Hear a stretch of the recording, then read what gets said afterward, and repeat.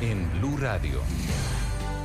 6 de la mañana, 43 minutos, avanzamos con las noticias aquí en Blue Radio. Asofondos le está pidiendo a la Corte Constitucional que en caso de tumbar la reforma pensional considere modular los efectos del fallo, porque de lo contrario las administradoras de fondos de pensiones estarían obligadas a girarle a Colpensiones 25 billones de los afiliados que se acogieron al artículo 76 de la ley durante la ventana especial creada por la norma. Los detalles los tiene Sergio Barbosa.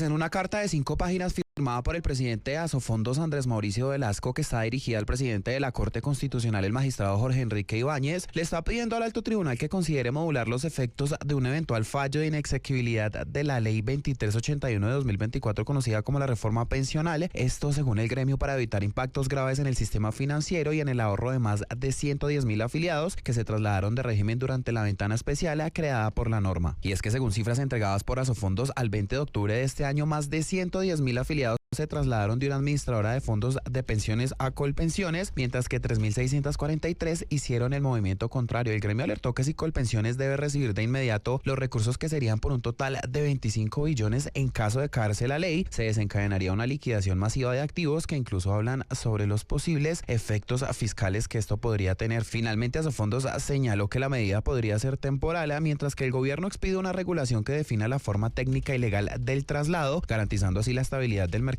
de valores, la sostenibilidad del sistema y la protección del ahorro de los trabajadores. Sergio, gracias. Y el ministro de Trabajo, Antonio Sanguino, aseguró que para la discusión del salario mínimo para el 2026, que ya comienza en los próximos días, se va a tener en cuenta el informe de la OIT, la Organización Internacional del Trabajo, que dice que el salario mínimo vital debe estar por los 3 millones de pesos. Sin embargo, como miembro de la Comisión de Negociación, no se atreve a dar una base para comenzar las discusiones del próximo 1 de diciembre. Los detalles los tiene Marcela Peña. Anoten esta cifra porque vamos a estar hablando un montón sobre ella en los próximos días. 716.500 pesos. Esa es la cifra que según la CUT hoy le deben las empresas a los trabajadores. ¿De dónde salió? Salió de la primera reunión de negociación de salario mínimo este año y es la conclusión que saca el presidente de la CUT, Fabio Arias, sobre un nuevo informe de la OIT sobre cuál es el salario mínimo vital en Colombia. ¿Esto por qué es importante? Porque por primera vez en la historia que yo recuerde de esas negociaciones van a tener en cuenta un informe de la OIT. Normalmente el salario mínimo se fija teniendo en cuenta la inflación, la productividad y por supuesto el regateo y la negociación entre empresarios y trabajadores, pero desde ya el ministro de Trabajo, Antonio Sanguino, está diciendo que este informe va a ser tenido en cuenta y que el gobierno está dispuesto a inclinarse un poco hacia los intereses de los trabajadores. Se corresponde con un mandato constitucional. El artículo 53 también establece el concepto de salario vital y móvil, que es, para decirlo en términos muy simples y muy sintéticos, el salario que debe devengar un trabajador y su familia para atender sus mínimos vitales en condición de dignidad. Por supuesto que la última palabra aquí la tiene el presidente Gustavo Petro y ya varios empresarios han dicho que con este arranque es difícil que vayamos a tener un acuerdo. Por ejemplo, Acopi ya dijo: yo no creo que tengamos acuerdo, voy a asistir, pero posiblemente no lleguemos a nada. Y Fenalco ha dicho que ni siquiera va a asistir porque no le ve sentido a estar en un espacio donde ya la decisión se tomó. Importante aquí que apenas la semana pasada estábamos hablando de una petición oficial de los sindicatos de mínimo 10%, que en pesos es algo así como 142.000 pesos sin tener en cuenta el subsidio de transporte. Ahora imagínense cómo va a ser la discusión si estamos hablando de una deuda con los trabajadores de más de 700.000 pesos. Una negociación dura la que se viene en los próximos días para el salario mínimo para el año 2026. Marcela, muchas gracias. Hablamos ahora de la Universidad Nacional, que está enfrentando un nuevo escenario tras la decisión del Consejo de Estado de anular la elección de Leopoldo Múnera como su rector. Mientras Múnera dice que acatará el fallo, los estudiantes reunidos en la asamblea rechazaron el retorno de José Ismael Peña y pidieron un nuevo proceso de elección para saber quién va a ser la persona detrás, encargado de la rectoría del claustro universitario, tal vez el más importante del país. Jessica Gutiérrez.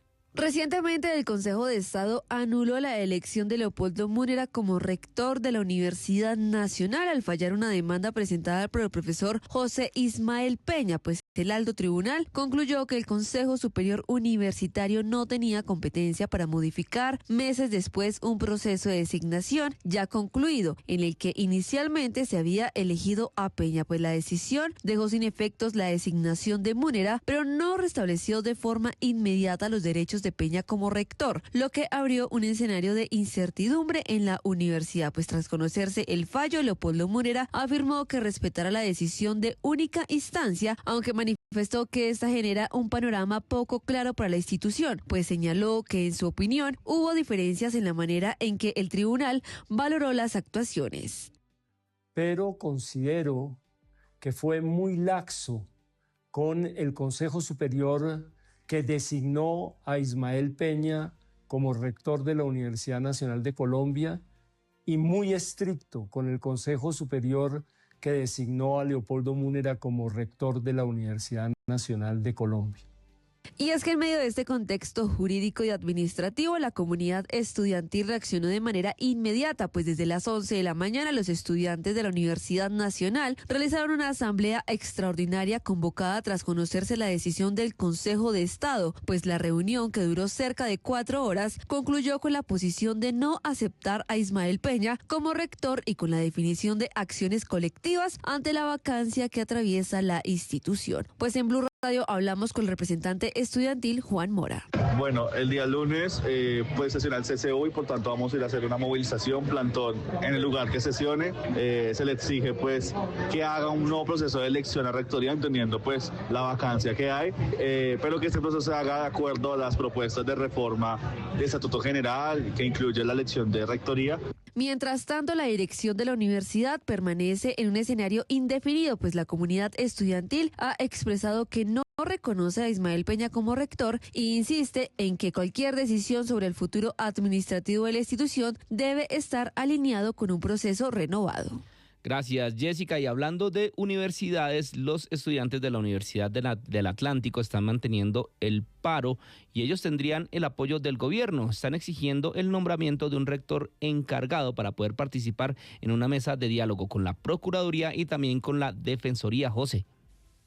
Así es, Miguel, son 3 semanas de paro académico las que suma la Universidad del Atlántico, donde un grupo de estudiantes no están dispuestos a levantarlo hasta que se retira el nuevo rector Leyton Barrios, por lo menos de forma temporal, mientras se determina si cumple los requisitos para el cargo. Juan Maza, líder estudiantil y uno de los promotores del paro, habla de un rector encargado para así acceder a la mesa de diálogo que fue propuesta por el gobernador del Atlántico, Eduardo Verano. Que tengamos un rectorado, por lo menos ahí sí, todos los actores que tienen que ver con esta iniciativa de paro estudiantil tomarían algunas decisiones diferentes, pero mientras que Leyton Barrios está ahí, no hay ni siquiera la más mínima posibilidad de conversar. De hecho, el gobernador Verano solicitó la participación del ministro de Educación Daniel Rojas, del procurador Gregorio Hatch y de la defensora del pueblo Iris Marín en aras de concertar una salida conjunta a esta crisis, Miguel. El sábado en la noche, pasadas las 8 o después del fútbol, la música cubana y la salsa brava están en Son Bárbaro. Son Bárbaro. En Blue Radio, la buena música para el corazón y para mover los pies. La programan Santiago Rodríguez y Alejandro Carvajal. No nos fallen porque... Este es el ritmo sabroso de los sábados de Blue para sus oyentes. Un café